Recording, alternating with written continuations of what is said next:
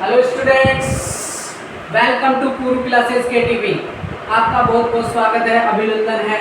Students, हमारा the end of the बायोपोलरिटी चल रहा था, ठीक है, 12th क्लास का। आज हम नए टॉपिक के साथ आए हैं। टॉपिक का नाम है शॉक थेरेपी।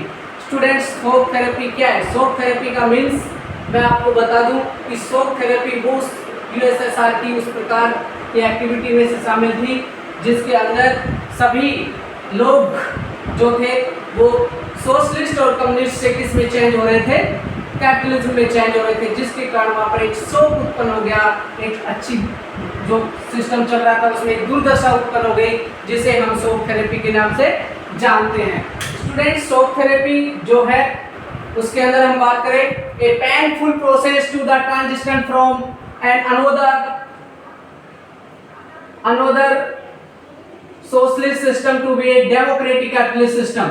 ये कह रहे हैं कि जो डेमोक्रेटिक कैपिटलिस्ट सिस्टम में चेंज हो गई है, सोशलिस्ट जो सिस्टम था वो डेमोक्रेटिक और कैपिटलिज्म में चेंज हो गया है, जिसे हम शॉक थेरेपी का नाम देते हैं।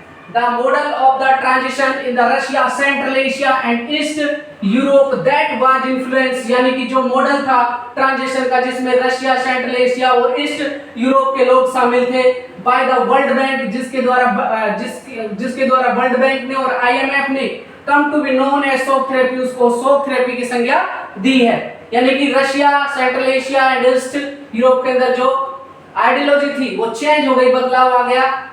स्टूडेंट्स, शॉक थेरेपी इन कम्युनिस्ट रीजन्स, शॉक थेरेपी की बात कर रहे हैं तो पहला है privatisation of state asset and the corporate ownership patterns.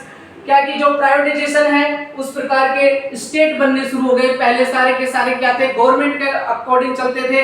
अब सारी चीजें प्राइवेट हो गई है तो खुद अपना मालिक बनने लग गए हैं लोग। जो लॉस होगा वो भी खुद झेलेंगे, जो प्रॉफिट होगा वो भी खुद झेलेंगे, जिसके कारण immediately brought in a collective forms were to be replaced by the private farming। हर चीज प्राइवेट चीजों से शुरू हो गई है, चाहे एग्रीकल्चर हो, चाहे कोई भी इंस्टीट्यूशन हो, सभी प्राइवेट तरीके से रन होगी, जिससे कि लोगों को बहुत ज्यादा मुनाफा होगा और रोजगार उपलब्ध होंगे।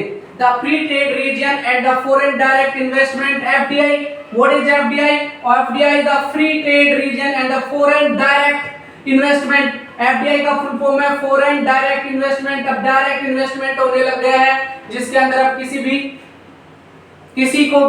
भी गवर्नमेंट इंस्टीट्यूशन की आवश्यकता नहीं है। जो भी खर्च कर रहा है वो आदमी खुद करता है, इंडिविजुअल करता है, इसलिए फॉरेन डायरेक्ट इन्वेस्टमेंट सिस्टम शुरू हो गया। Open to be foreign investment, यानी कि ज्यादा से ज्यादा फॉरेन इन्वेस्टमेंट होने लग गया। Financial opening upper of the deregulation. अब क्या है कि जो फाइनेंशियल ओपनिंग की शुरुआत हुई उसको बढ़ावा मिला, और डीरेगुलेशंस एंड द करेंसी कन्वर्टिबिलिटी, यानी कि अब धीरे धीरे जो करेंसी है उसको भी कन्वर्ट कर दिया गया इसके अंदर। तो ये इंपॉर्टेंट था स्टूडेंट्स।